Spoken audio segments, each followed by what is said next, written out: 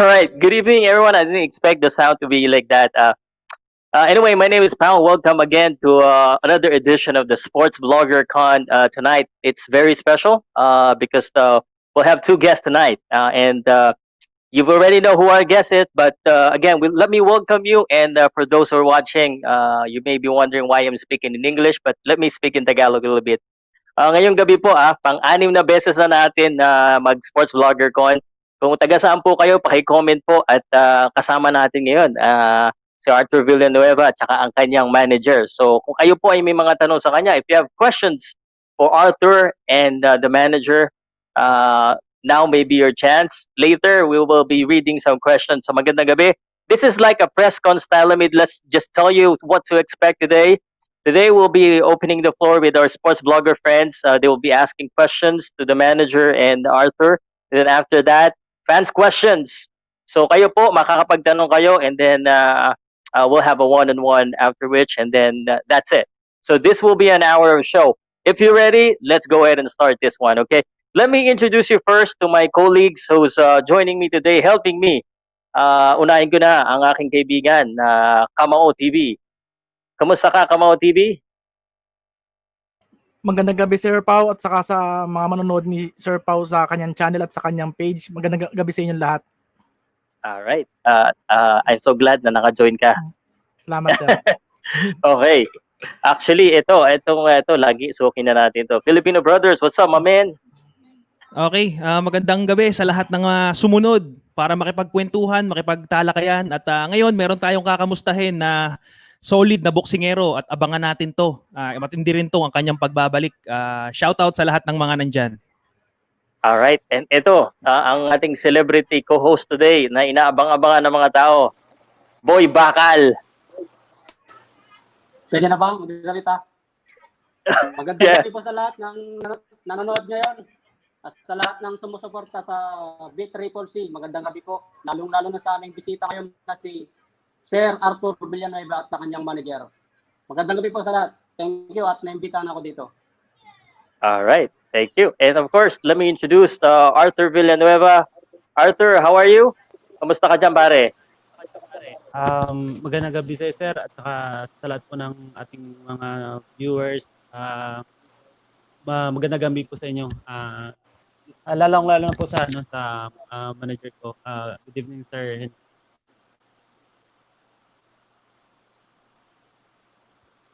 Okay. Thank you very much, pare, and you're always welcome. Let me also introduce the manager of Arthur Villanueva, Hinko. Let me pass on the last name first. I'll be asking him how do I pronounce the last name. Hinko, how are you today? Mabuhay, how are you? I'm fine, thank you. I'm so glad that you'll be able to join us today. Yeah, pleasure is all mine. Well, lovely to meet you all. All right. So this is our 6th edition of the Sports Blogger Con, and we usually do this when a fighter has something to announce. And you know what we're gonna learn today, at least the fans, is formally learn about his new management. And so I'll open the floor for question, and I'm gonna be starting with a question, and I want to direct this question to you, the manager. The first question that I have, Hinko, if you don't mind, is how do I say your complete name? Hinko Kostanjevic? How do I say that? You know what, Al, it took me 47 years to say it, and I'm not saying it as well as you just did, so well done. So, is that right? Spot on. Spot on. Like I said, I don't say it as well as you. Okay. But we will call you Hinko. That's fine? Perfect. Perfect. Perfect. All right. Hinko, you know, to be honest, this is the first time that I've actually heard about you. I don't know about you. there's a lot of ala fighters who've signed with different promoters and managers, and I'm familiar with them. If you could kind of share a little bit about yourself and your background in boxing, it would help all the Filipino fans learn more about the new manager of Arthur. Yeah, so firstly, let me say thank you for having us on the show. It's greatly appreciated. Excited about that.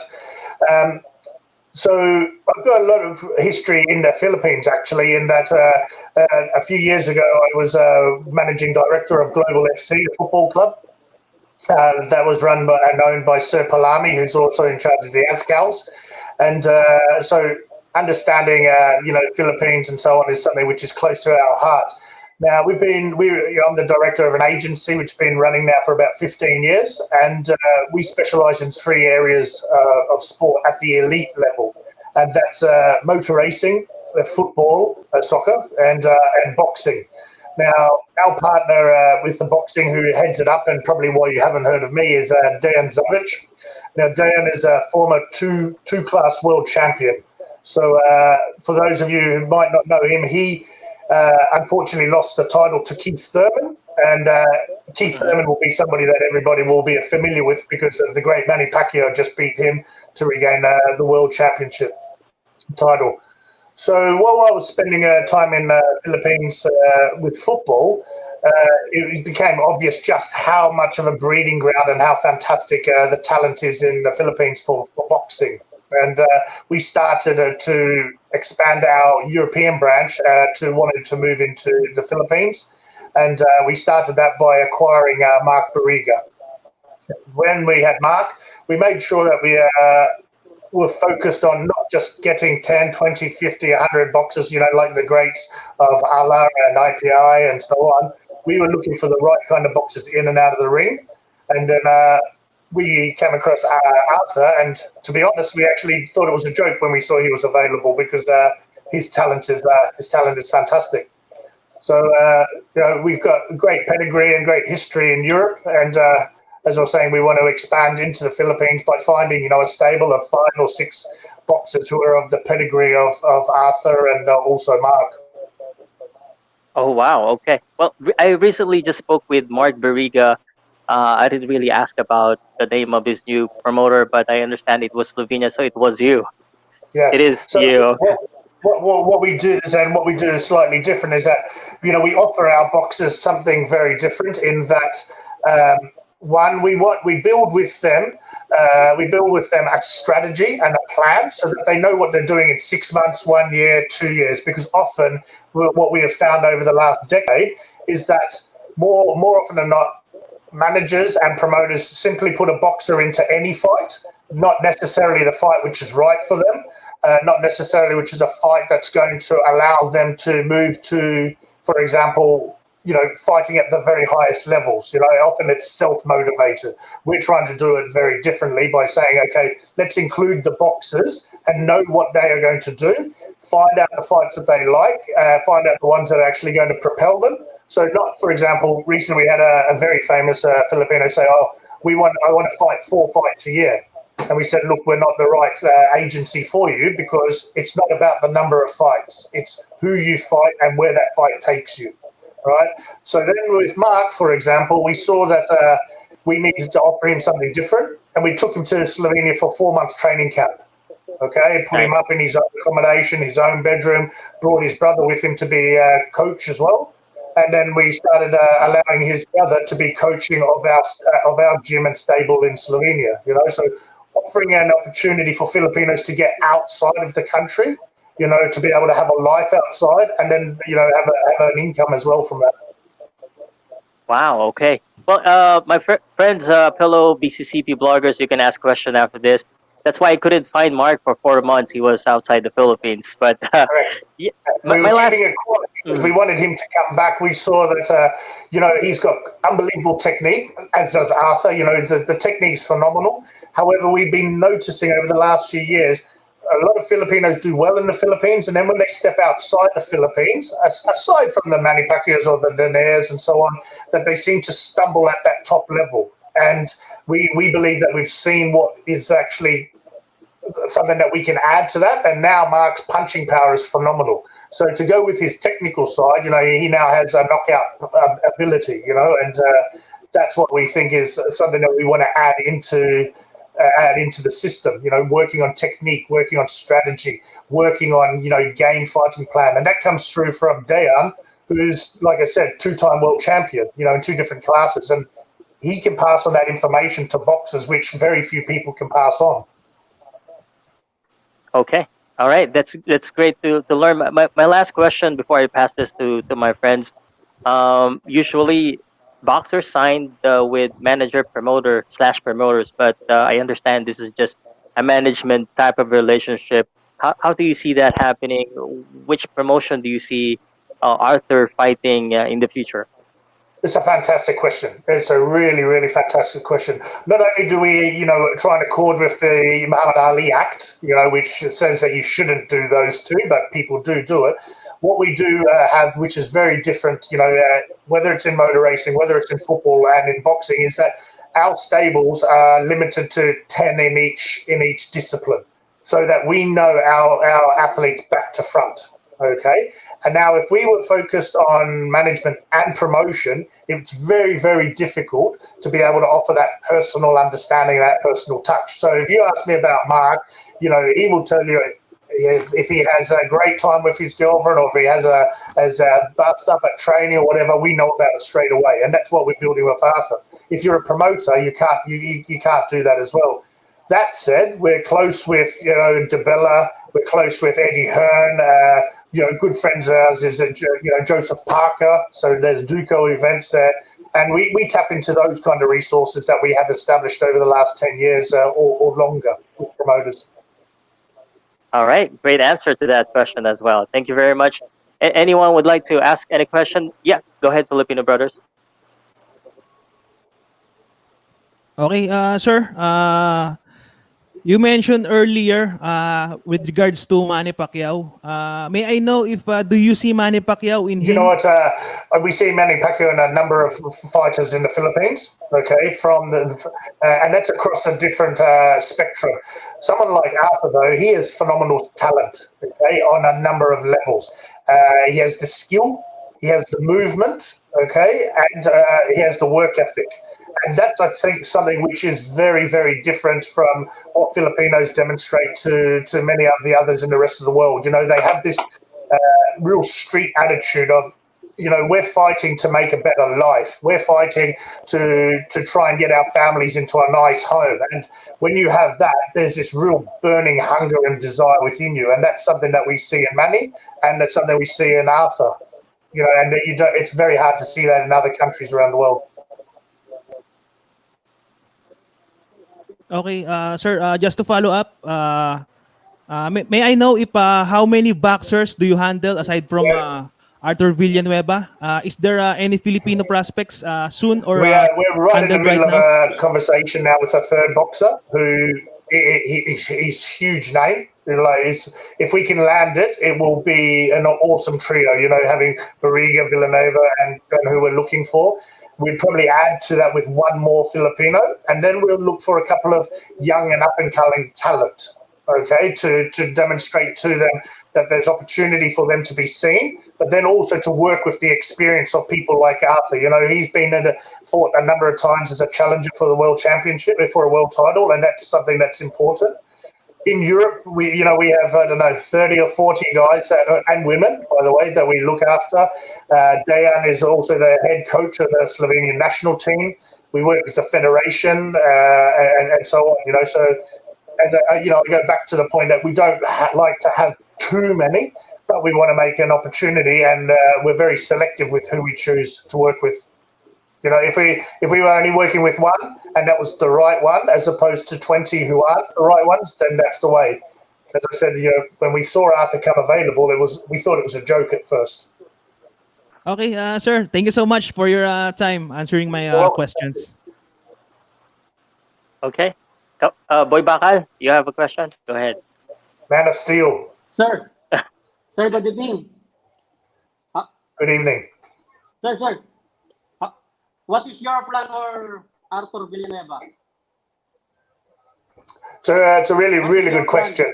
So it's a really good question. Our plan is that we're going to get him in prime shape. He's going to go to a different weight category, the weight category that he's happy with, not what we want, So, Arthur has told us where he wants to fight, and that's really important to us because if he's happy at that level, he can achieve anything. It's not about us telling him, you fight in that weight class. Secondly, we're going to get him a tune-up fight when he's ready. We're hoping that's going to be 3 to 6 months. And then within the next 12 months, he's going to have a shot at the next title again. So within that time, he'll fight a top 10 contender. And then we're going to be pushing for him to have a championship contention again within 12 months. Sir, follow up. Will you fight here in Philippines or in America? Again, that's really good. There are a number of options available. I think you also have to include Japan, into that equation because some of the best fights in these weight categories are in Japan. Also, what we'd like to do is maybe show the Japanese, hey, we're taking the Filipino fighters up to another level, because recently there have been some shortcomings in Japan. So we'd like to prove something there. And in the end, it's going to be coming down to what the promoter says where the best option will be. However, why not? Why not say it? We have a goal of bringing another thriller in Manila or something of that nature where we might have 100,000 or 150,000 Filipinos to a boxing event. It's free, so that anyone who wants to come along can come and see it.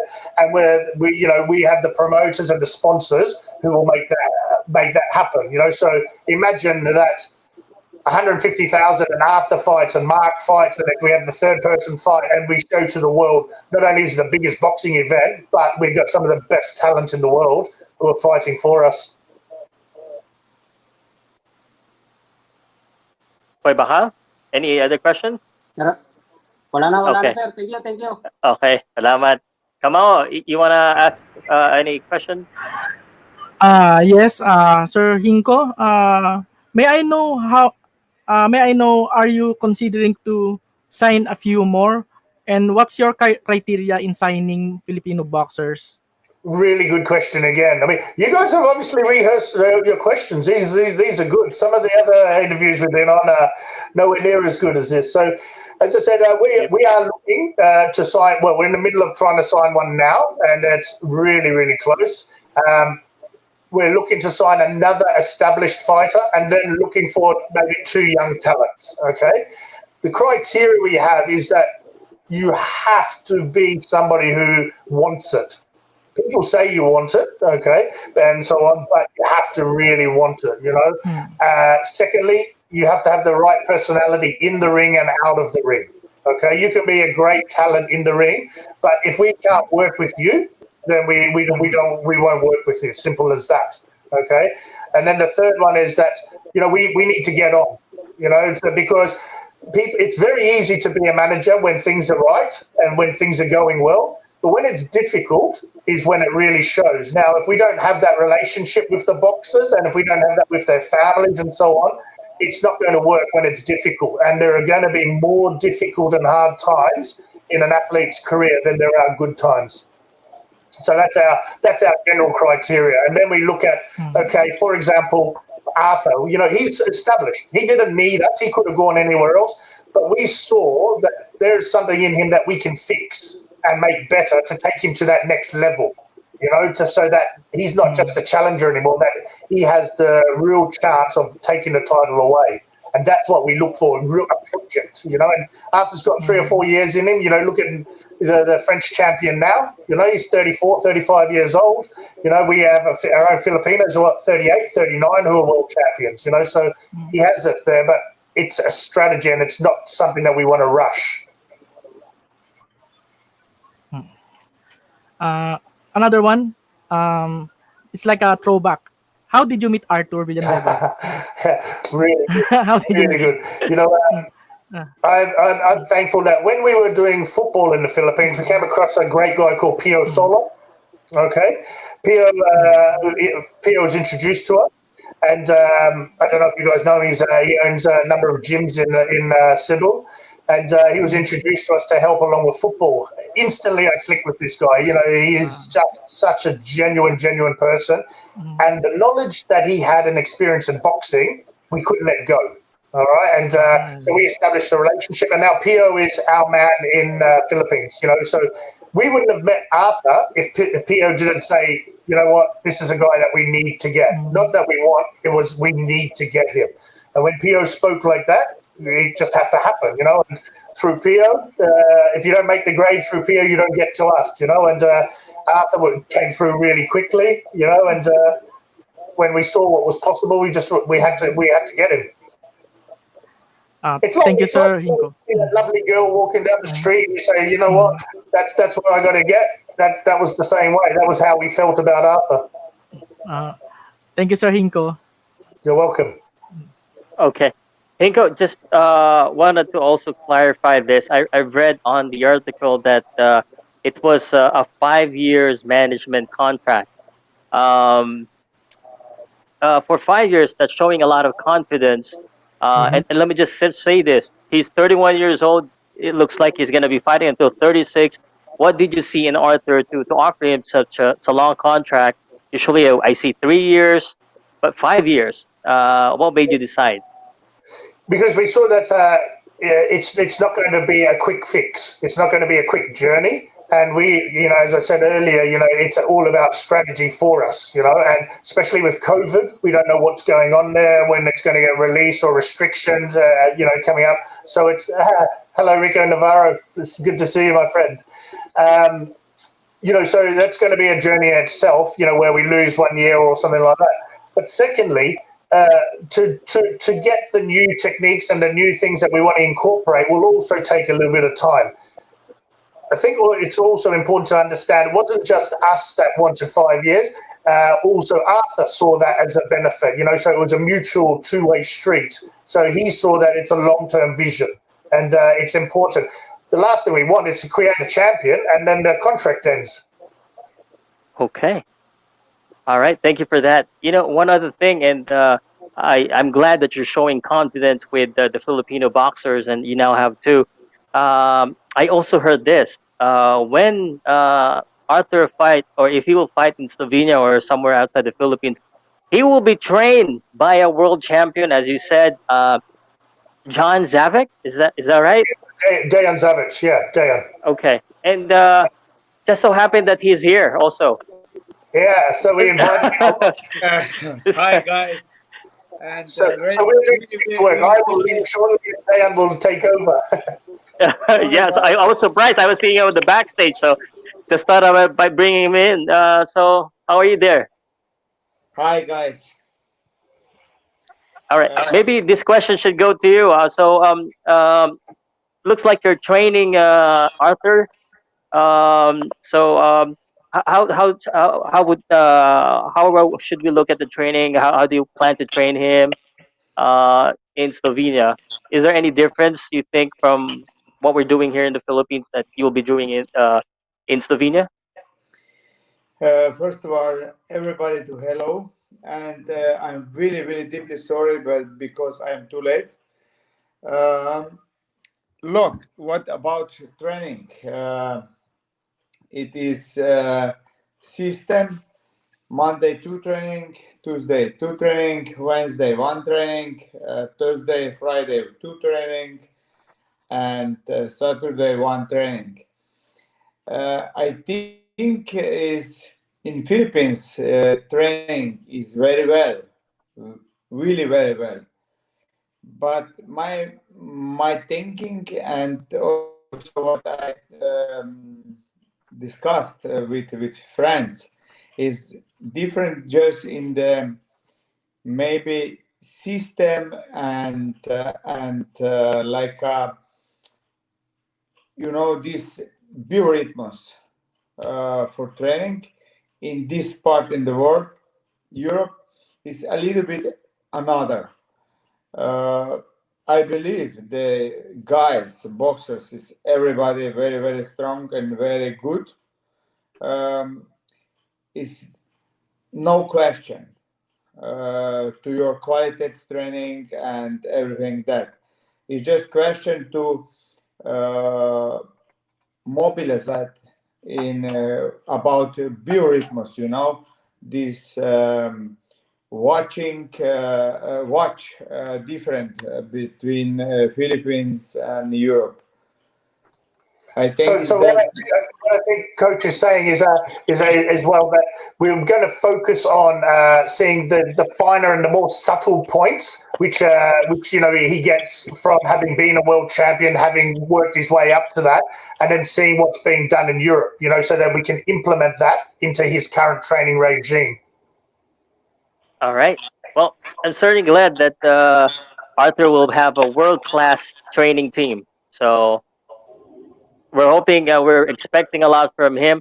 I would not like to ask you this because it's 25 minutes. I know you said 25 minutes, but last couple of question is, what do you expect of Arthur? Generally, you sign him, you expect a lot of him, but Arthur is here. He's gonna listen to this. But what do you expect of Arthur? If I throw it back, and so that Coach Dayan has something to feed on from when I do leave. What we expect from Arthur is something very similar to what Mark did. When he does go over to Slovenia, if that's a choice that he makes, that he adapts into the system, that he puts 100% in, and that he understands that we have things that we've seen that might not be prevalent or noticeable in the Philippines. And so that the information that Coach passes on to him is something for him to take away that he knows is necessary, so that they build a relationship and that they build confidence in each other. So when Coach says to Arthur in the 10th round, hey, or the 8th round or whatever, I really need you to pull out and pull yourself together and so on, that he knows that Coach has been there and he's done that, so that he understands he's not just saying it for the heck of it. So we need Arthur to, understand that we've been at the very top, that we're operating at the top, and that, what we are saying and what we are doing for him is in his best interests. And then, once he does see that, he can come away a much, much more, how should we say, complete fighter who has the opportunity to be in the class for a long time. All right. Guys, do you have any other question for Hinko? Any last questions for him? Good. All right, Hinko. If I can just say before leaving, and I'll leave you in the hands of, Yes. of Coach Dayan, we see amazing talent in the Philippines, okay? It's got a rich history in boxing, and we think it's going to go, we can help it take it even to another level, where there can be many more Manny Pacquiaos. We're excited that we had Mark, and he was our foundations. We got a great team there with Pio, and the ability of Arthur, what he can do over the next 3-4 years, especially working with Coach Dayan, either in person or remotely, is going to be exciting because he has the talent, he has the skill, he's got the movement, and to top it off, he has a wonderful personality as a person. So what Coach Pio can do with him in Cebu, and then what Coach Dayan will do remotely and in person, we think it will be something exciting for the fans to see of Arthur. All right. Well, thank you very much. Yes, John. You're on mute. You're on mute.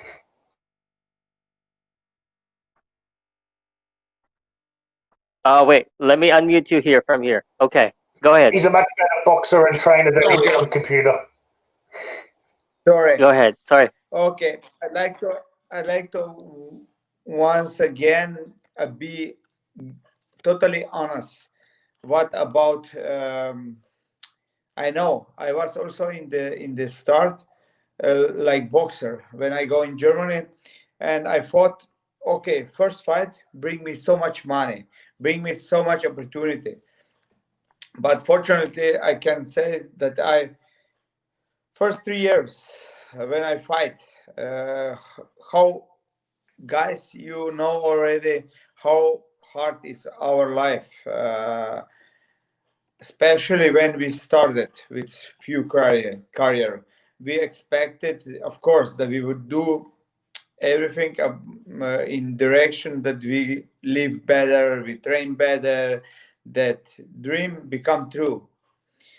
Of course, dream become true if you are really, really good, disciplined, and regular by training. And yes, here in Europe also, it's potential good opportunity for the money and everything. But every each from you must realize it that just good performance and good honest like man like personality, like a sportsman, like machine, yeah, just this can survive in this brutal market, because boxing is sorry really hard work, but this work has also many of beauty sides. We all know no pain no gain. If we want something to have, we must something to give. Many times I have experienced that boxers wanted to have and nothing to give, or least give. And my experience when I came in Germany, it was brutal. And also is here in Europe, in the start, so long, how long you cannot prove your quality, and you build up to somebody believe in you and work with you, and that have good experience with you. So long is nothing special. When you are very good fighters, and I believe you are very good fighters, and you give everything what you can give, and you must realize that just if you give any time in any fight, any training maximum, then is possibility to get out something for that, out from boxing, from that what you do. In Europe is fortunately like that. Maybe also like in Philippines, nobody give you the gifts for nothing. And we as fighter know that, and in fact, You're on mute, Hinko. Sorry, Dan, Proste. Pal, I have to run. I just want to say thank you very much for the opportunity. Dan and I are so happy that Arthur is on board. You know, like Arthur joining Mark is fantastic. The next one that we're looking for is going to be great. But really, you know, what Arthur is in great hands with Coach Dayan. You know, it's phenomenal. But I wanted to say thank you to Kamal, Filipino brothers, boy Bakal. Our boy, of course, Arthur. You know, we're going to do big things. And Coach, I will speak to you later. Thank you, sir. Hinko, before you go, Yeah. just one more, because it's someone sent me a message on this one, and someone he also commented, and I'll translate this. Just this is the last one.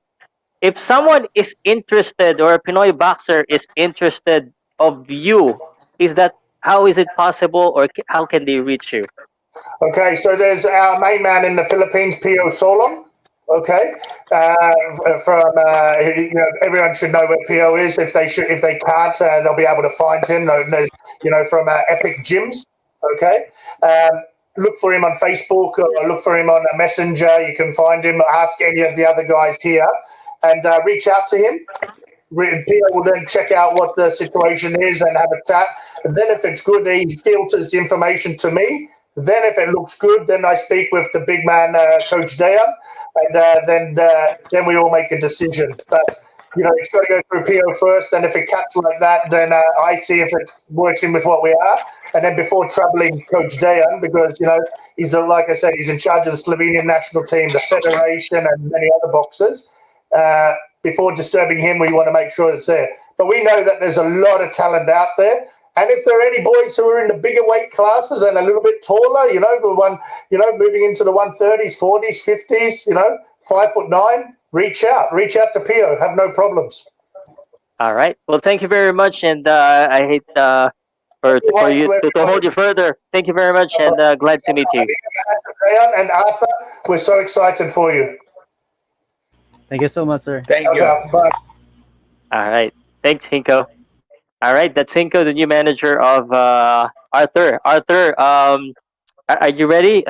Jan, you could stay. The fans after this, we'll also have some fans question. Is it okay if we Yeah. speak a little bit of Tagalog, Filipino Yes, no language?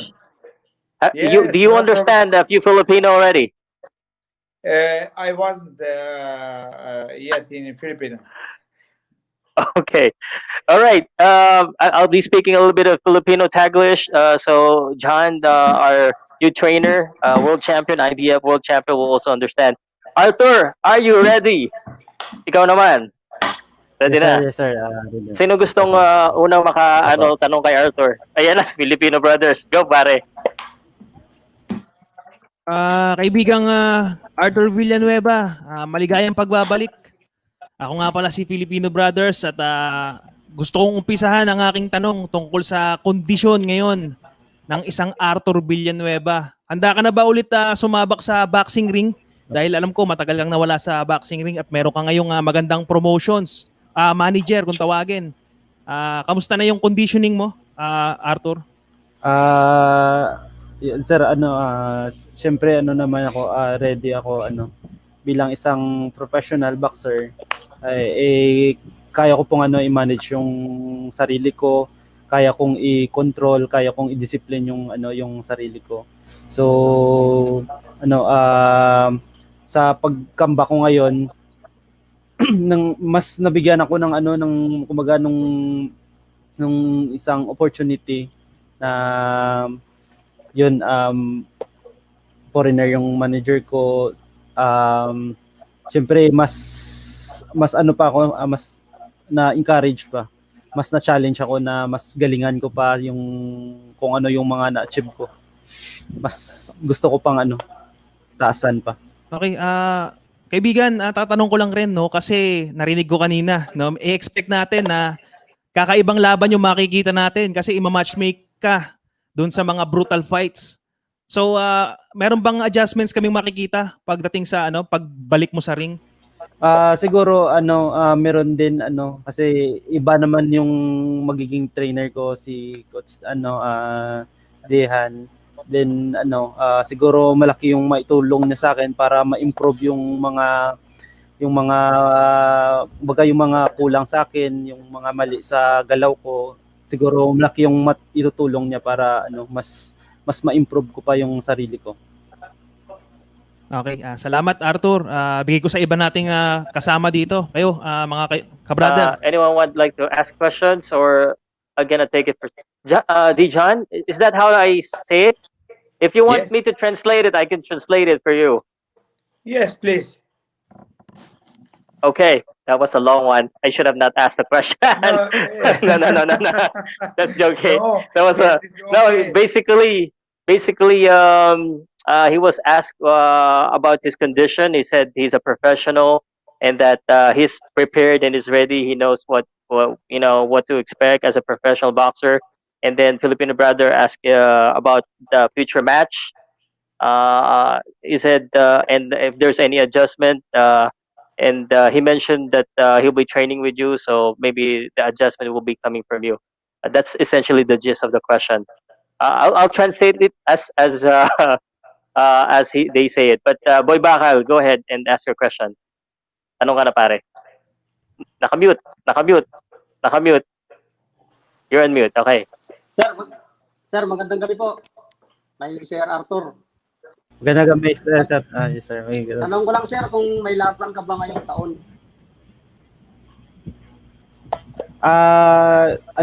Pinaplano pa yung laban ko. Baka bigyan ako ng tune-up fight ngayong December, pero hindi pa na sure kung So, tinitignan pa kung makalaban ako ng December. Okay, I'll translate real quick. He was just asked. I'll just translate real quick for Dijon. He was asked if he has a fight, maybe December, but that's not sure yet. So it's a tentative fight, maybe December, according to Arthur. Go ahead, Boy Bakal.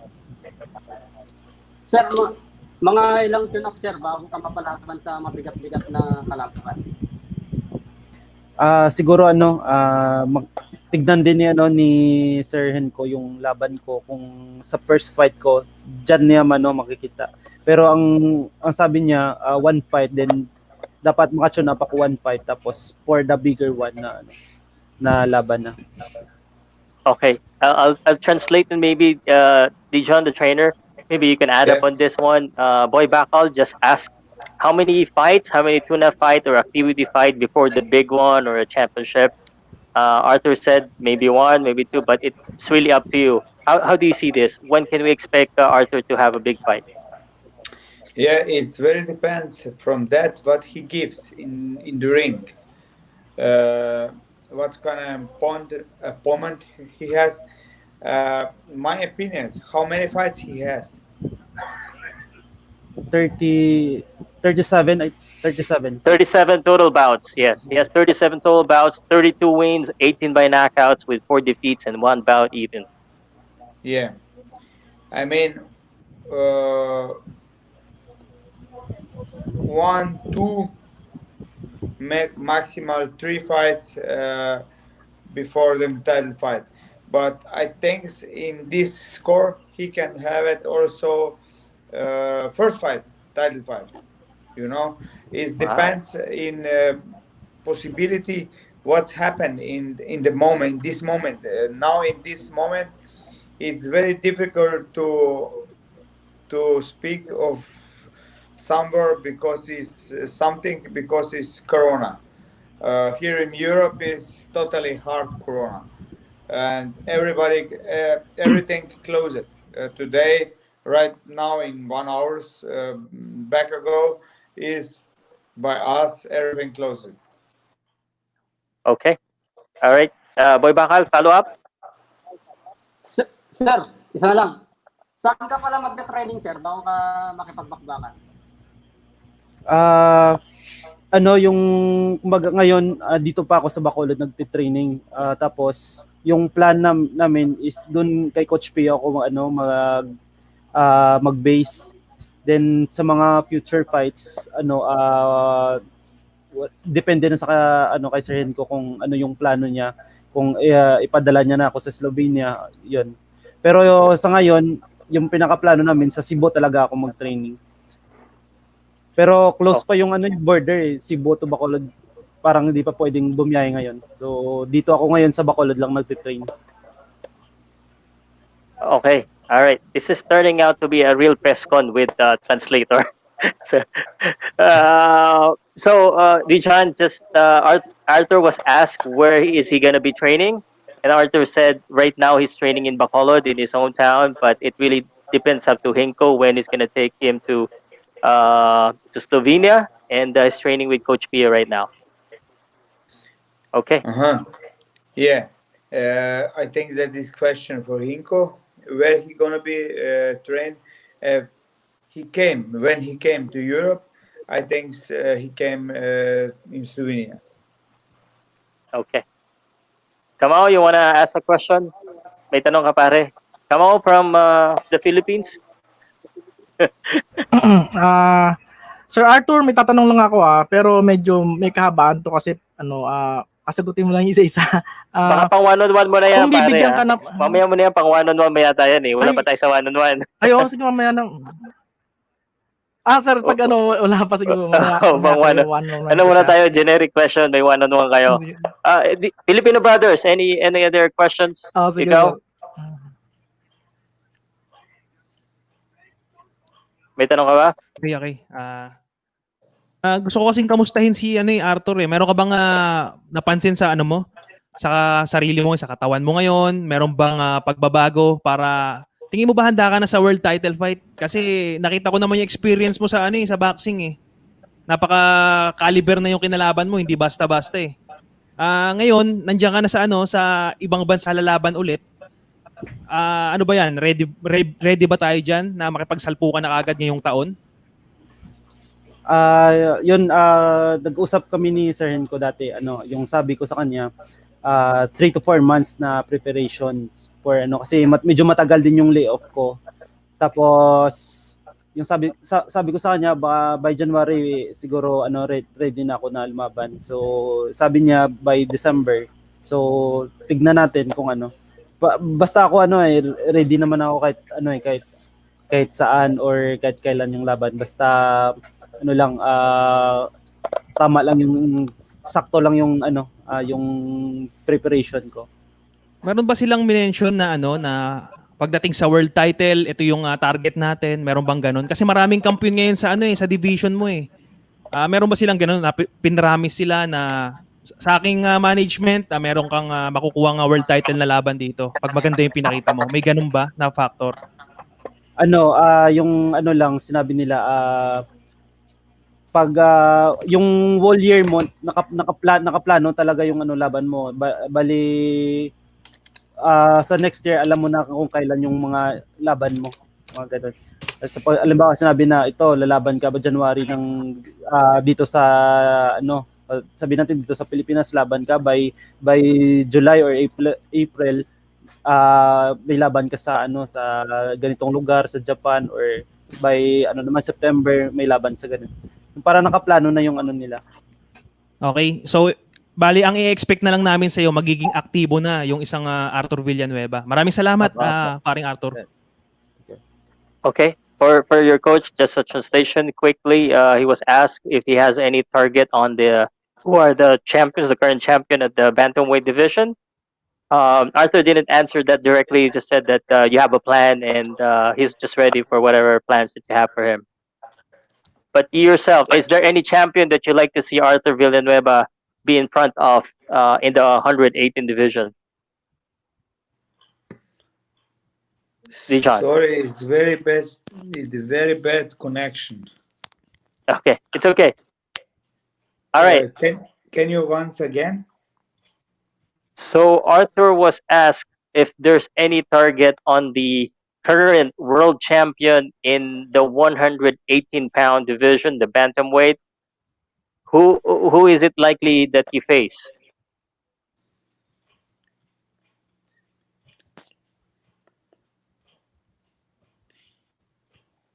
Okay. All right. Yeah, we have a bad connection. We couldn't hear you right now, so it's okay. But all right. Thank you, Dijon. I'll just have a follow-up question to Arthur. Arthur, bro, salamat wala. Tanong ko lang sa iyo. Of course, 31 years old. Nakailang ka na, title shot ka. Medyo kinakapos. Ngayon may bago ka ng buhay. Dito sa iyong bagong promoter na grabe, parang ang laki na talaga ng tiwala sa iyo ng iyong bagong promotion. Ano bang klaseng Arthur Villanueva ang makikita namin? May gusto ka bang patunayan? Ano pa ba yung goal mo ngayon sa bago mong management? Ito yung sir, yung mga laban ko kasi dati sa World Championship. Parang hindi talaga ako 100% na ready. Yung lahat na talo ko po nasa South po, left-handed lahat. Una kay Macjo Arroyo, pangalawa kay Sulani Tete, pangatlo kay Luis Neri, at yung pang-apat kay Ubali. Bali yung nangyari sa akin sa kalaban kay Ubali, sir, medyo na ako noon, na-discourage na ako kasi medyo matagal na wala pang laban, nagsabay-sabay ba dahil dun sa promotion namin sa Ala Promotion din, medyo mahina na. Naintindihan ko naman kasi medyo nagka-problema tungkol diyan sa ABS-CBN, sir, ba yung shutdown. So dati 1 year ago pa alam na namin na mag-shutdown yung ABS-CBN. So medyo yung promotion namin medyo apektado din. Parang kaming na mga boxer parang na-discourage, mga ganun din yung Tapos ganun pala yun. Yung nangyari sa akin, sir, pagdating ng offer mga less than 2 months, tapos may tumubo sa sa kilay ko na cyst, malaki na siya. Nag-decide ako na pagka-sign ko ng contract, nag-decide ako na ipatanggal ko. Kasi naisip ko na baka pagdating doon sa sa Kazakhstan, eh di na ako palabanin ng ng doktor doon. So nag-decide ako na patanggal ko. So nag-training ako ng less than 2 months, walang sparring, wala talaga akong even 4 rounds di ako naka-sparring. Yun yung okay. so kumbaga nag-ensayo lang ako para maprotektahan ko yung sarili ko sa ibabaw ng ring, hindi para manalo. Yun yung nangyari sa laban ko kay Ubali. So yung iba nagsasabi na na daw ako yung parang duwag ba na ng mahina ako kasi tumigil ako sa laban. Actually hindi ako tumigil sa laban, sir. Yung coach ko nag-usap sa akin kasi alam ng coach ko na kung ano yung sitwasyon ko eh. Alam niya kung ano yung kondisyon ko. Tinanong niya ako, lalaban ka pa, tuloy pa ba natin to? Yun yung sabi niya. Sabi ko sa kanya, coach, ikaw yung bahala, ikaw mag-decide. Sinabi niya sa akin, sige, tigil na tayo kasi alam niya na wala na akong ibubugay. Hindi ko alam yan. Ganun pala yung nangyari. Yun yung sir, yung tunay na na nangyari sa laban ko kay Pero sa lahat ko natalo sa world, sir, yung pinakamalaki kong chance kay Ubali. Sa lahat ko na nakalaban, Zolanite, feeling ko sir, lang si Zolanite lang talaga yung yung wala akong dahilan, sir, ba na masasabi ko na talo talaga ako. Magaling talaga si Zolanite. Pero Luis Neri, Macjo Arroyo, Ubali, alam ko sir na sa sarili ko na kaya ko silang talunin. Okay. Kung sakto lang yung training ko, yung sakto lang yung preparation. Okay, go Filipino brothers. Bro, Arthur. So ngayon, nandiyan ka na sa bago mong promoter. Bumalik ba yung sigla nung Arthur Villanueva? Yung kumbaga hilig sa boxing, yung mga pangarap na gusto mong maabot na maging world champion. Bumalik ba yun ngayon dahil nagkaroon ka ng bigating manager? Bumalik ba? Opo sir, bumalik yung yung kumbaga yung kumpiyansa ko, bumalik yung nabigyan ako ng chance, yung ganun. Isang din na naka-convince akin na bumalik kasi yung si Sir Hinko, yung parang may nakita siya sa akin na na kaya niyang, sabi niya kaya niyang baguhin, kaya niyang i-develop sa akin. Yung parang nakita ko na na malaki yung tiwala niya sa akin. So sabi ko sa sarili ko sila nga malaki nga yung nila, tiwala nila sa akin, but di ko subukan, yung parang yung ganun yung sinabi ko sa sarili ko na So meron pang chance. Tsaka feeling ko din naman kaya ko pang bumalik.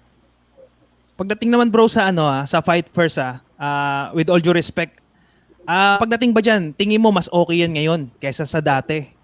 Na magdadagdag din sa'yo para mas ma-inspire ka? Mas okay? Parang din naman, same din naman sir, yung yung 65, yung sa boxer, 35% din yung sa promoter. Same din sa ala. Walang namang Okay, Para bali ang expectations lang namin, magiging mas active ka sa bakbakan. Okay, thank you, Arthur. Yung kasi yung sitwasyon kasi sa dati nung nasa ala ko, wala naman akong maganda sa ala. Pero kumbaga yung bilang isang boxer, hindi lang nagko-compete ka sa ibabaw ng ring, kundi mismo nagko-compete ka sa mga kasamahan mo kasi marami kaming boxer eh. Yun yung malaking pinagkaiba kasi hindi ka lang nagti-training para lumaban sa ibabaw ng ring. Mismo sa mga kasamahan mo nakikipagkompetensya kasi marami kaming mga boxer, so dapat magpakitang gilas ka, parang ganun. Dapat kahit na feeling mo ready ka na malaban sa world, pero pag nakita ng promotion na parang hindi ka pa ready, hindi wala kang magawa sa kanila kasi yung decision. Yun yung yung pinagkaiba. Okay, pero sa bago mong management naman, bit-bit mo yung kauna-unahang Pilipino. Di ba, ikaw yung unang Pinoy na hawak ng management na yan. Pangalawa pare. O yun, bali, di ba? At least dalawa na kayong Pinoy. Si Mark Anthony Bariga. Okay, Mark Bariga. Meron tayong dalawang dyan susundan, Bariga at saka Arthur Villanueva. Maraming salamat. Okay, may question pa kayo? Mag-ano na tayo kung wala tayong question. Ayan, go ahead. May tanong lang ako isa. Mm. Sir, bakit may mga boksero na pumapayag lumaban kahit kulang sa training? Ano yung dahilan? Siguro siyempre bilang isang boxer sir, yung iba yun lang yung yung kabuhayan nila ba, yung boxing. So pag kumbaga nabigyan ka ng laban, edi yun yung source mo ng income eh. So kahit na hindi sila ready, lalaban sila para kumita. Yun po. Sige sir, salamat. Thank you. Okay. Yung mga question nyo pang one-on-one. Arthur, 55 minutes na tayo. Okay ka pa makausap? Medyo nabitin tayo. Napasarap yung isang part eh. May mga one-on-one pa. Yung mga question nyo, pwede nyo lang ipang one-on-one. Pagbigyan lang muna natin yung mga fans. So sa ngayon, Arthur, ang gagawin natin, magbabasa lang ako ng mga ilang comments. Pagkatapos ng mga comments, magkakaroon ng one-on-one sila sa'yo. Ha? Okay lang yon? May oras ka pa? Di ka pa puyat? Okay lang. Okay lang. Okay. Magbasa muna tayo ng mga comments at ang una natin si Boy Bakal sunod, one-on-one, tapos Filipino Brothers at saka si Kamao TV. So maganda na kayo after ng fans comment. Okay. Arthur, unahin na natin ang unang tanong ni AG Sports. Dahil nakalaban niya si Ubali, tingin mo kaya talunin ni Donaire si Ubali? Bali prediction mo dito pare sa laban. Sa tingin ko Donaire Ubali, di siguro magtatagal yung Ubali. Magaling si Ubali, wala ako, pero yung tingin ko yung quality nila talagang mas malakas, magaling si Donaire kay Ubali. So hindi magtatagal, makita mo parang knockout ang mangyayari, ganon. Knockout, I mean yun po yung ibig sabihin, hindi tatagal si Ubali kay Donaire. Ma-knockout yun si Ubali. Walang panalo dito sa Ubali o meron bang nakikita ka na pwedeng manalo sa Ubali dito? Magaling naman si Ubali. Meron siyang syempre di naman natin masigurado kasi yung boxer lumalaban sa ring eh. Tapos pinag-aaralan din nila yung mga kalaban nila. So mayroon talagang di natin masasabi na matalo si Ubali, pero meron siyang chance, pero mas malaki talaga yung chance ni Donaire na manalo kay Ubali. Okay, sabi ni Delon G, thank you very much. Europe-based na ba si Arthur? Sir, yun yung plano. Doon lang ako mag-training. Halimbawa, pag meron akong big fight, siguro doon ako ipadala. Pero magbe-base talaga ako sa Cebu pa rin kay Coach Pio. Kay Coach Pio Okay. Solon, yun po. Okay, medyo na late lang siguro ito si Jonathan. Tinatamad mag-search sa Boxrec. Ako na magsasagot nito para di ka wala. 32 wins, 18 by knockouts, 4 na talo, at 1 tabla. Sir Richard, what are some of the adjustment? Siguro para sa trainer mo to eh. Ano lang, teka. Sir Pao, siya ba yung Thunderbolt Villanueva noon? Hindi ikaw. Sir, yun si Lorenzo Villanueva po. Ano mo yun? Hindi ko nga din magkasing lang kami apelyido ba, pero doon lang kami sir sa Cebu, nag-meet niyan ni Lorenzo. Then naging close din kami doon sa Cebu. Okay. Si Fight Nights for Arthur, anong masasabi mo na kinuha ka nila in spite of having only 2 wins out of your last 6? 2 losses and 1 draw. Do they think yung mga losses mo are coach related, that you were ill prepared then? Yun sir, actually sir yun last year nag-announce na ako ng retirement. So yun yung bumalik ako kasi yung tiwala nila sa akin na meron silang nakita sa akin na kaya nilang i-improve kumbaga. So ako nagtiwala din ako sa kanila. Kaya ako nag-sign sa kanila kasi yun mas inawakan ko yung trust nila sa akin eh. Yun sir. Tsaka ako sa sarili ko meron naman akong pangarap. So sa tingin ko ito yung chance para maabot ko yung kumbaga yung hindi ko naabot dati nung active pa ako na boxer. Okay. Parang ito na rin yung ano mo, kasi sa follow-up niya, Arthur, what made you decide to come back? You already retired. Dahil sa may tiwala sa yung bago mong manager, kumbaga. Apa sir. Okay, sandali nag-skip yung mga tanong eh. Go, go, go. Ay, sana ma-heard ako interpreter. Bakit pa kasi inisip ng ABS? Teka, wag yan, di pala yung tanong. Sandali yung mga tanong, sandali. Training ng husto. It's not a question. Sa pagbabalik mo at panibagong chance, maging world champion ay todo mo muna ito, kabayan. Parang ano lang, encouragement. Sinong gusto mong maka-rematch? Ubali, si Tete o si Neri? Siguro sa tingin ko sir, unahin ko si Ubali muna, tapos Luis Neri, tsaka si panguli si Tete. Okay. Idol Arthur, paano mo nakikita ang sarili mo after 3 years from now? Di ko pa masasabi yun sir, pero positive po yung iniisip ko na maybe 3 years from now ay makahawak ulit ako ng isang belt. Okay. Sa ano ka pa rin, 118 ka pa rin na laban? Apo, 118 pa rin. Ito, alam ko, feeling ko sa mga kasamahan ko itatanong na to, pero natanong sa fans eh. Pinangarap mo bang kalabanin si Inoue? Actually dati sir, sa 115 pa lang kami, na-match na kami ni Inoue. Hindi lang natuloy. Pero yung masasabi ko ngayon is si Inoue, super galing niya na talaga ngayon. Siguro pag bumalik na ako sa pwede ko nang hamunin niya pag bumalik na ako sa pagtingin ko ready na ako. Okay. Alam mo, gusto ko pa talagang basahin yung iba mga comments, pero napansin ko 1 oras na. So, nakakaya naman sa ating mga kasama. So, pag one-on-one na muna tayo, balik na lang tayo ulit sa fan question. Sorry po sa mga hindi ko mababasa.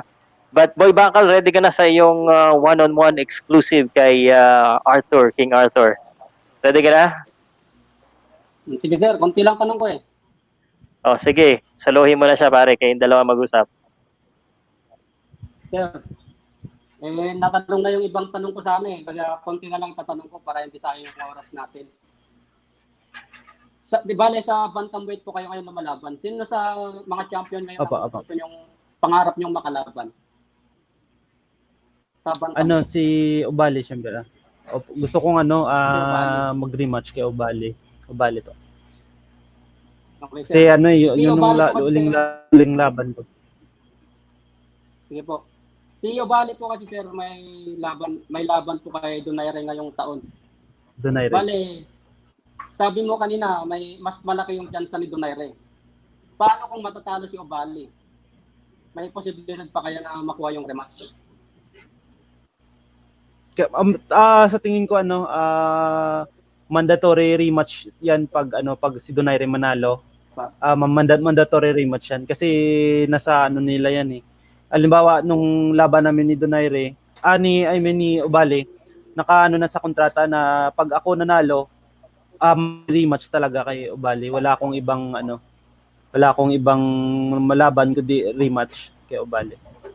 Okay po. So siguro manalo si Donaire, may rematch. Posible mag-rematch sila ni Donaire pag sige po. Apo. Bali kay Luis Gary na lang tayo sir. Kasi nakita ko sa laban napatumba niyo si Luis Gary sa round 4 eh. Apo. Ano yung nangyari dun sir? Nagulat ba siya o talagang napuruan ng solid? Sa tingin ko hindi niya na pansin yung suntok ko. Na timing ba pagpasok niya na sabay naman na nag-overrun ako. So yun. Sa tingin ko hindi niya lang napansin yung suntok. Sige, sir. Bale, nabanggit ko na rin lang si Luis Neri, sir, kasi nasa mataas na timbang na siya ngayon eh. Ito ngayon yung Apo. balak ni Casimero na labanan. Balak din niya umakyat ng division. Kapag ba naglaban si Casimero sa si Luis Neri, sir, may malaki ba ang pag-asa ni Casimero na makuha yung titulo niya? Kasi siya na ang bagong champion ngayon eh. Apo. Sa tingin ko malaki yung yung chance ni Casimero kasi nakalaban ko, alam ko yung quality ni Casimero. Alam ko din kasparing ko din kasi si Casimero doon sa Alay. Magkaibigan naman kami ni Casimero. So alam ko kung then nakita ko yung malaking pag-improve ngayon ni Casimero. Ibang-iba yung galaw niya dati nung nag-sparring kami. Then alam ko din yung ni Luis Neri. Mabilis lang siyang pabagsakin si Luis Neri. Kaso lang yun, parang pressure. So yun yung mga gusto ni Casimero na na kalaban eh.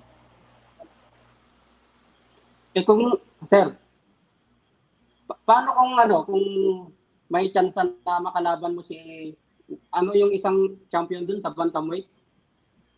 Si Naoya Inoue. Ay, natanong na pala to kanina. Po. Pero kung sakaling makalaban mo, sir, ano yung tingin mong kakalabasan ng laban?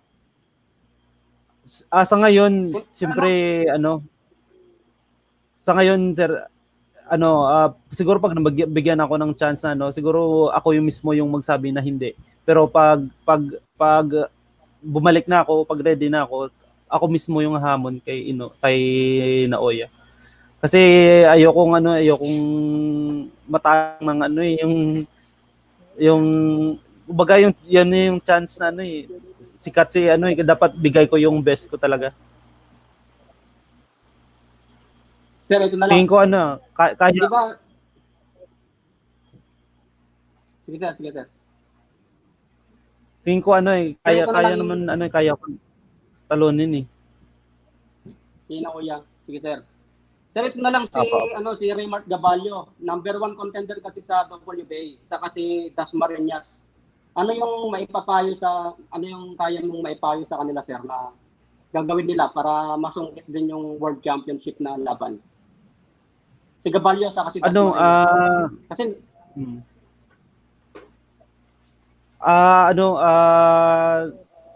nang nakita ko sa kanila, may malaki yung chance nila na maging world champion. So alam ko na masisipag yung yung mga boxer na yan. Masipag din sa training. Tingin ko malaki yung chance nila. So yun, siguro pag nabigyan na sila ng chance sa world, wag na nilang bitiwan ba, parang ibigay na nila lahat. Para kasi minsan lang dumating yung yung mga opportunity sa sa isang boksingero eh. Maswerte nga ako, nabigyan ako ng 3 world championship eh. Kaya sir. Pero may balak ka po bang umakyat pa ng division? O mananatili ka sa bantamweight? Yung plano ko ngayon, gusto kong bumalik sa 118 kasi yun yung yung target ko na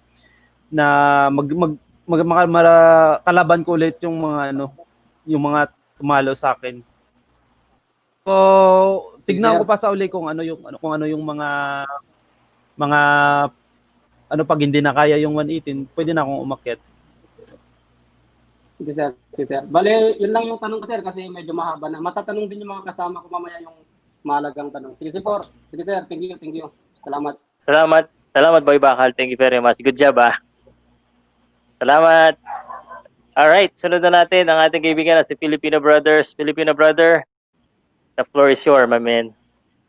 Okay, batiin lang natin yung solid nating ka-brother na si Winoma Mamoro, si Delo at saka si Wawi Tesing.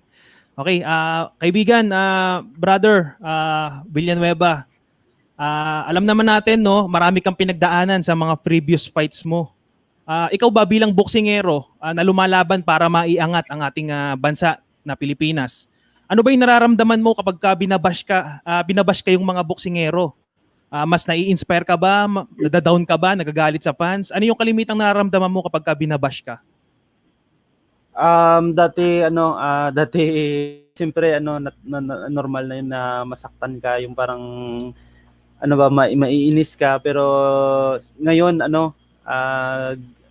parang positive na yung tingin ko. So kapag may nagbabash, parang okay lang yan, at least pinag-uusapan nila ako, yung parang ganun. Yeah, at least yung parang yung positive na yung ba, hindi mo na iniisip na marami kang mga basher, mga ganun. Yung dati kasi parang nasasaktan ka, minsan pinapatulan mo, gumaganti ka sa mga nila. Pero ngayon Tama. positive na, kahit na Ano yung ba yung mga mo? comment nila. Kaibigan, ano ba yung inspirasyon mo sa buhay? Bakit kahit na ganun, natalo, tapos binabash, bakit nagpapatuloy ka pa rin? Meron ka bang inspirasyon ngayon? Siguro yung masasabi ko lang experience lang, kasi nung dati akala ko alam ko na lahat. Kasi dati akala ko magaling na ako, yung parang ganun. Then ngayong nag-matured na ako, yung parang na-realize ko na na marami pa pala akong dapat malaman, marami pa pala akong yung parang sabi ko, turning 32 na ako, pero bakit nasa pa ako ngayon, gusto ko pang mag-boxing, parang ganun. Yan, iniisip ko na na marami pa akong marami pa akong kayang patunayan, kumbaga, sa boxing. Parang yung yung positive lagi yung iniisip, yun lang po. Kaibigan, bakit ganun? Sa tuwing halimbawa lumalaban ka sa ibang bansa, may pagkakaiba ba 'yon? Sa Pilipinas lumalaban ka sa abroad, sa labas ng bansa. May pagkakaiba ba 'yon? Yung output ng laban na 'yon? Wala naman, same lang yung katulad din naman sa kapag nakalaban mo Pinoy, kalaban mo foreigner, same lang, sumusuntok laban mo parang ganun din eh. Pero yung pinagkaiba lang, kasi syempre pag nasa abroad ka, marami kang dapat adjust mo yung weather, adjust mo yung pagkain, adjust mo yung oras, yung travel mo pa doon, yung kasalam mo sa ibang parang ganun. Iba kasi yung nasa nasa comfort zone ka compare doon sa abroad. So yun lang yung tingin ko na na dapat mong i-adjust bilang isang athlete or bilang isang boxer. Sabi mo kanina na pagdating kay Nordin Ubali, nakita ko kasi kanina medyo kumpiyansa ka kapag nakaharap doon ni Donaire. Meron ka bang tip na dapat iwasan ni Nonito Donaire pagka nagkabangga na sila ni Nordin Ubali? Sa tingin ko alam, siguro grabe yung experience ni Donaire. So talagang alam ko na na kayang i-manage ni Donaire si Ubali.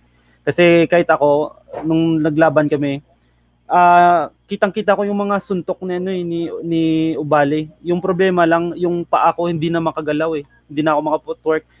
Kahit natignan nyo yung mga laban ko, i-compare nyo sa laban ko kay Ubali, kay Zulani Tete, iba yung footwork ko, iba yung galaw, yung mabilis ako makagalaw, mabilis ako makailag ng suntok. Doon sa kay Ubali, wala akong magawa eh. Talagang ganun na lang ako, cover na lang.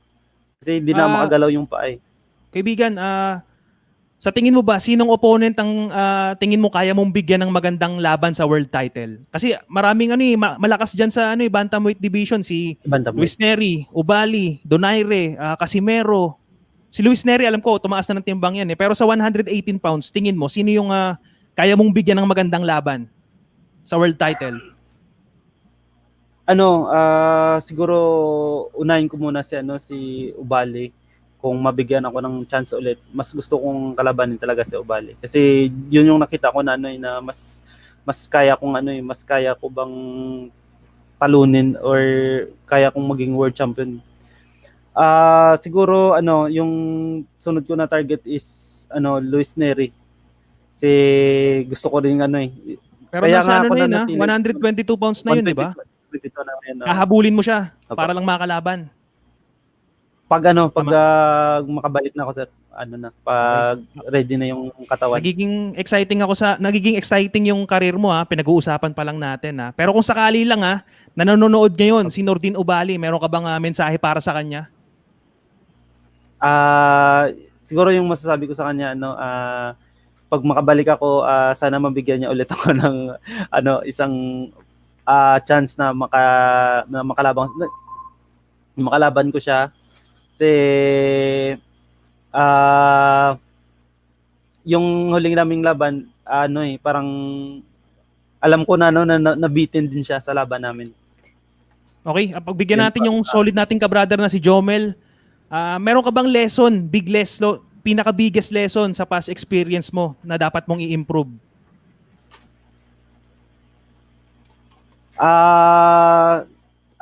Siguro yung maging positive lang ba? Kasi bilang isang athlete sir, yung hindi lang katawan lang yung i-condition mo, dapat mental, saka spiritual condition ka din. Kasi dati parang naapektuhan ako sa mga kulang sa focus ba, apektado ako sa mga problema, mga ganun. Siguro yun yung na learn ko na lesson sa akin, na dapat pag may laban is focus po. Okay, focus. Kumbaga sa bakbakan dapat focus ka. Ito yung pinakahuli kong questions, no? Total nasa bantamweight division ka naman. Naniniwala ka ba na kayang talunin ni John Riel Casimero itong si Naoya Inoue? Yung gusto ko yung pinaka real talk na sagot bilang boksingero. Sa tingin ko po malaki yung chance talaga ni John Riel na talunin si Inoue. Magaling si Inoue, pero may chance si John Riel. Pero pag sila yung lumaban, sa tingin ko 50-50 talaga. Malaki din yung chance ni John Riel. Malaki din yung chance ni Pero kung ikaw yung tatanungin kanino ka dito sa dalawang to? Inoue o Casimero? Siyempre Pinoy, mag-support ako sa Pinoy. Hindi lang bilang isang Pilipino, hindi bilang isang boxer. Casimero ako susuporta talaga. Okay. Kaibigan, maraming salamat sa oras mo Marami pang susunod sa akin. Gusto ko makakwentuhan ka pa ng mahaba, pero gusto kong pagbigyan yung mga kasama natin. Maraming salamat, kaibigan. Gusto ko maging world champion ka at aabangan ko yan bilang vlogger. Thank you. Maraming salamat. Sorry, kala ko hindi ka pa, tapos ka na, naka-extra agad ako. Masarap eh. Alright, okay. Alright, si Kamao. Kamao, ito na yung chance mo. Thank you very much. Ikaw na pare, bahala ka na dyan. Thank you, sir. Sir Arthur, ito tanong ko sa iyo kasi medyo naubusan din ako ng tanong sa kanila. Ano ba tawag doon? Sir, natural boksingero ka, di ba? May mga hinahangaan ka rin mga boksingero. May tatanong lang ako sa iyo. Kung bibigyan ka ng pagkakataon na magkaroon ng talento, estilo, mentalidad, at abilidad na manggagaling sa mga ibang boksingero, ano yung mga yon? At ito number 1, unahin natin yung pagiging agresibo. Sino ang boksingero gusto mong maging katulad sa pagiging agresibo? Siguro siyempre Manny Pacquiao. Yung Manny Pacquiao po. Ito naman number 2, sir. Sa counter punching skill, sino naman? Siyempre yung idol ko si Marquez. Sabagay, siya lang kasi yung talagang nagpa-diffuse ng opensa ni Pacquiao talaga nakikita ko rin Hindi, dati pa lang kasi nung pag nag-start lang ako na 4 rounds, talagang hindi pa gaanong si Marquez. Talagang nakita ko yung laban, yung style niya, talagang hinangaan ko na talaga yung style ni Marquez. Tsaka yung heart niya, yun yung pinaka kita mo ilang beses ang bumagsak. Pero tayo pa rin, dugo na yung mukha. Yun talaga yung hinangaan ko kay Marquez. Warrior talaga hindi makikita na na pinanghinaan ng loob eh, parang ganun. Opo. Ito naman sir, number 3, sa depensa, sino yung hinangang boksingero? Yung gusto mong maging katulad? Si Jerry Peñalosa. Jerry Peñalosa. Sa number 4 naman sir, sa ring IQ. Donaire, syempre. Marito Donaire. Si Donaire, sharp si Donaire sumuntok, tsaka mabilis, talagang mabilis na maka-decide ba kung anong gagawin sa pag natamaan niya yung kalaban, talagang alam niya kung anong mga follow-up na gagawin. Sa bagay sir, tama kayo. Sa number 5 naman sir, yung sa pagiging matigas o yung tibay sa pagtanggap ng mga suntok, sino yung gusto niyong boksingero? Sa yung matibay, nakita niyo hindi bumubulagta. Wala akong wala akong siguro marami naman siguro ng mga boxer na ganun. Okay sir. Pero, sa number 6. Sige, sige sir. Sa number 6 sir, sa footwork naman, sino yung gusto nyong maging katulad? Syempre, Lomachenko. Lateral movements yan, yung mga kaiba. Galing. Ako rin, kahit ako. Sir, si Lomachenko eh. Sir, sa number 7. Sir. Sa number 7 naman sir, yung pinakahuli, yung kung sino yung boksingerong gusto maging yung sa pagkakaroon ng fighting spirit. Yun, sino sa boksingero yung Juan Manuel Marquez. Marquez talaga sir. Tama ka sir. Ayun sir, maraming salamat idol Sir, salamat sa mga pagsagot sa mga tanong ko. Thank you. Okay. Yun na yun, pare. Okay. Ako mabilis na one-on-one, tapos mabilis na ako, Arthur, ha. Gusto ko lang matanong to sa'yo. At buti na lang hindi natanong. Alam mo, matagal ka na sa boxing at nanonood ka naman ng boxing ngayon, di ba? Ng mga Pilipino.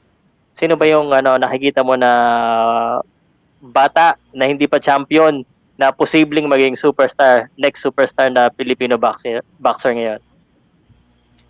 Sa tingin ko marami naman sa Pinoy, sir, sa Pinoy. Sa Pinoy lang, oo. Makakapagbigay ka ba ng pangalan? Kahit ilan? Sa tingin ko yung malaki is ngayon si Mark Magsayo. Magsayo din ngayon si Albert din nakabalik na. So tingin ko malaki yung chance din ni Albert. Tsaka yung isa sa 118 si WBA dati sa Sanman, Raymond Gabalio. Tingin malaki din yung chance ni Gabalio. Okay, tatlo yan. Magsayo, Pagara, Gabalio. At hinuli mo si Gabalio, ka-division mo yan. So, transition ako. Sino ang sa tingin mong magagaling sa bantamweight ngayon? Dahil ang bantamweight natin ngayon namamayagpag mga sikat. Kung mairarank mo yung mga magagaling na bantamweight, sino yung una hanggang 5 o kung hanggang ilan ang gusto mong i-rank? Para sa'yo, sino ang nasa taas ngayon? Sa Pinoy lang, sir? Or sa... Pinoy lang tayo. Sa Pinoy Top 5 mo sa Pinoy. Sa number 1 siguro si tingin ko yung malakas si Casimero, number 1 yun. Casimero, sunod si Gabalio. Sino pa? Sa 118 siguro si Born Jade, siguro mga sa huli na yun mga 5 siguro. Jade Bernia, bago pa yun si pangatlo si yung champion sa IBO, si Dasmariñas. Magaling din yan. Okay. Number 2. Kinalimutan mo si Nonito Donaire. Si Donaire pa pala. Ulitin ba si Donaire? Ulitin mo. O sinong number 1 mo? Siyempre Donaire, siyempre. Kasi number 1 mo sa Donaire kahit hindi siya champion at champion si Casimero. Okay. Donaire, Casimero. Next si Gabalio. Okay. Yung mga dating yung mga daabangan ko ba na baka makalaban ko yung mga sila ni si Dasmariñas. Okay. Din yung Bernia, magaling din yung Bernia. Okay. Donaire, Casimero, Gabalio, Dasmariñas, Jade Bornea. 5. Yan ang top 5 mo ngayon. Speaking of, dahil ang ganda ng transition ko, ang ganda ng setup ko kasi sabi mo baka makalabang ko rin eh. Ikaw ba ay okay sa Pinoy na mga chap pag doon na yung labanan sa taas? O mga medyo world title na or eliminator, okay ba sa'yo yan? Sa akin wala namang problema yun, sir. Depende lang naman yun sa sa kanila kasi sa totoo lang, sir, kasi pag Pinoy, yung mahirap kasi, sir, medyo maliit lang yung yung matatanggap ng mga boxers. Kaya mahirap eh. Yun yung sa aming mga boksingero, naman yun, mga professional kami, sir eh. Wala namang personalan to, trabaho lang eh. So sa amin lalaban kami basta sakto lang yung kikitain ng boxer, wala namang problema eh. Okay. Alam mo, ang may personal lang naman dyan yung mga fans eh. Opo. Mga fans lang yung nagiging emotional talaga eh. Pero kayo trabaho lang. Opo. Tsaka halos magkakaibigan naman pag halimbawa may mga events sa boxing, mga kikita kayong lahat. Uy, naalala ko pa naglaban tayo dati, mga ganun, mga nakalaban mo na nakausap mo doon. Dahil yun sa mga Ilorde awards night, mga ganun. Magsasama-sama kasi yung mga champion doon eh.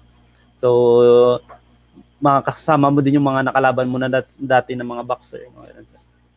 Saya. Nakita ka doon, naka-attend na rin ako doon. Ngayon, ito mahirap na tanong ng konti kung gusto mo magbigay ng pangalan. Doon sa mga kaibigan mo, sino ang kung may papipiliin ka kung sino mga gusto mong makalaban doon sa mga nabanggit mong kaibigan? Doon sa 5. Kasi posible yan. Doon sa 5. Si kay Donay rin na lang, sir. Para sikat. Yan, okay.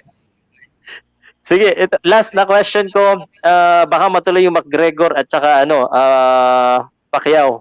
Ano masasabi mo dito bilang isang boksingero? Agree ka ba dito o hindi? Sir, bilang isang fighter. So sa akin walang problema yun naman, sir eh. Kasi sa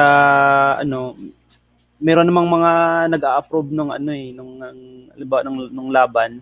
So pag in-approve, walang problema kapag hindi na-approve ng mga organization or yun, wala tayong magagawa. So para sa akin, pag naglaban sila, walang problema naman. Mag-cheer na lang po tayo at saka suporta na lang tayo sa kung sino yung ating mga iniidolo ba. Okay. Kung maglaban sila pare, may chance bang manalo itong si McGregor? Sa tingin ko sir, bilang isang bilang isang fighter, sa tingin ko, sir, malayo talaga yung nila, kumbaga malayo yung kalidad nila sa isa eh. So sa tingin ko maliit lang yung chance ni McGregor na manalo. Siguro nasa 30% lang or 20%. 20%. Okay, at least meron. Ito, hindi ko natanong to. Tanong ng fans. Loma Lopez sa linggo. Sino nanalo? Tingin ko Loma pa rin ako, sir. Pero di naman natin hindi mo naman kasi lalaban pa sila eh. So magaling din yung Lopez. Tsaka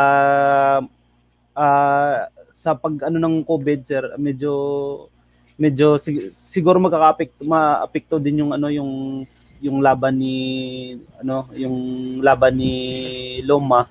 Baka di natin alam, di siya nakapag-ensayo ng mabuti, mga ganun yung di natin alam. Pero sa tingin ko kay Loma pa rin ako, sir. Or kay Loma pa rin ako boto na na manalo, sir. Okay, speaking of COVID, speaking of pagbabalik, ikaw ay magbabalik na and we're excited. At pagbabalik mo ba, King Arthur pa rin ba ang gusto mong itawag sa'yo?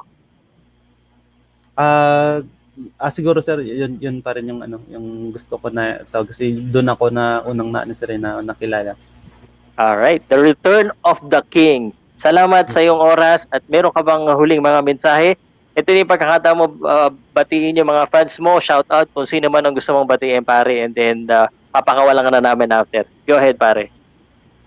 Yun, unang-una sir, gusto ko magpasalamat sa inyo at saka sa mga kaibigan natin na ng mga vloggers. Thank you sa opportunity na invite niyo ako sa inyong program. Gusto ko rin magpasalamat po sa di ko nasabi kanina sa manager ko na thank you sa pagbigay sa akin ng chance. Hindi ko po sasayangin yung tiwala na binigay niya sa akin. At sa sa lahat po ng mga sumasabaybay sa laban ko po. Maraming salamat po sa inyo lahat. God bless po sa ating lahat. Okay. Pare, thank you very much and good luck sa career mo. Kami ng BCCP papasalamat. May mga last mensahe ba kayo para kay Arthur? Bago natin siya pakawalan? Okay na.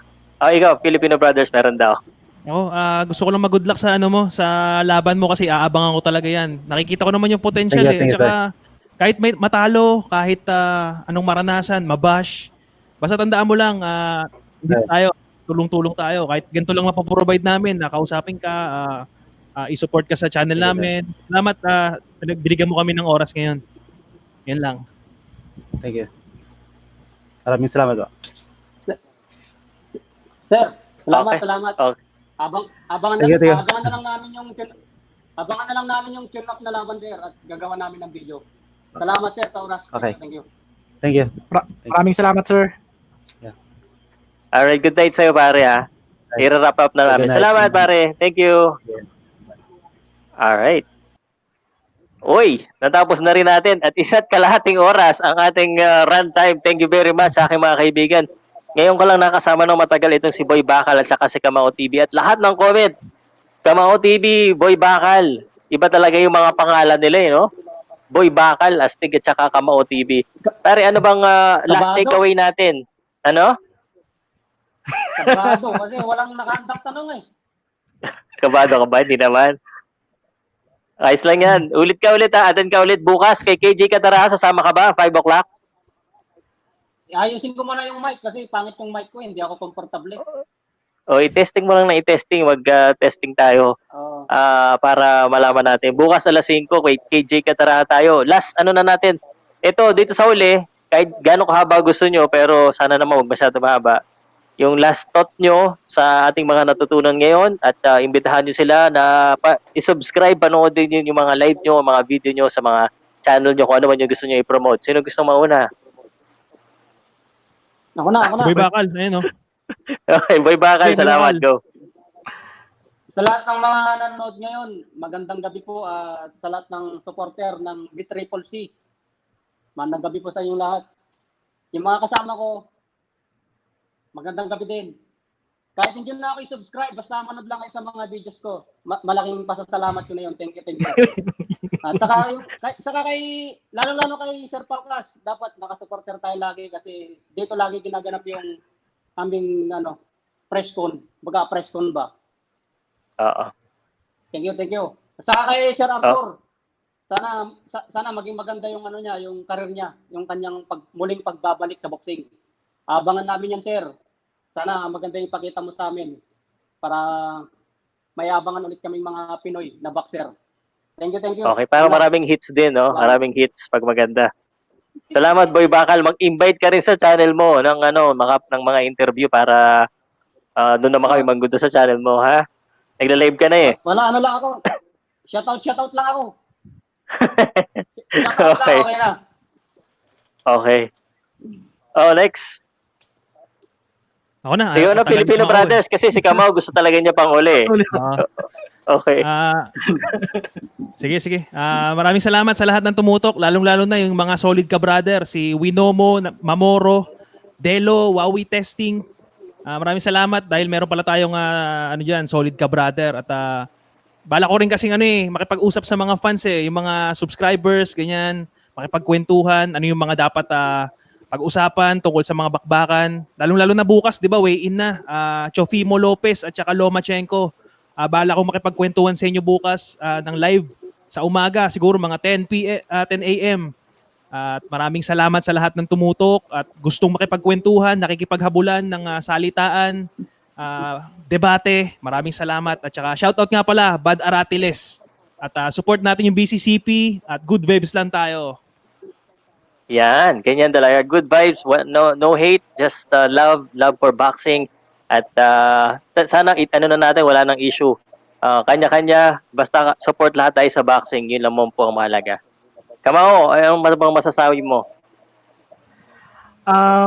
Sa lahat ng mga mahilig sa boxing trivia, sa mga look back fights, kasi ganun yung content ko, hindi ako boxing news and update. Kaya napapansin nyo, wala akong news pati update. Sa mga look back fights, yung mga events dati, subscribe kayo sa channel ko at saka follow na rin kayo sa Facebook page ko. Tapos, bisitahin nyo yung website ko, yung www.kamao.tv. Check nyo yung mga news doon. Doon naglalagay ako ng mga news. Maraming salamat. Short and sweet. Okay, at ako naman ay magpapasalamat din. Thank you very much sa aking mga guests. Siyempre, si Hinko, si Dijan, at saka si Arthur Villanueva. Thank you very much. Na-surprise ako. Meron pala akala ko. Dalawa yung guest natin. Naging tatlo. Nakita ko na lang sa likod. Nako, napalaban. Hindi ko nga masyado maintindihan. Sa totoo lang, hirap na hirap ako eh. Tapos naging translator. Ano yan? Okay. Next time, masandakan ako. Nagpapasalamat lang ako at happy thoughts.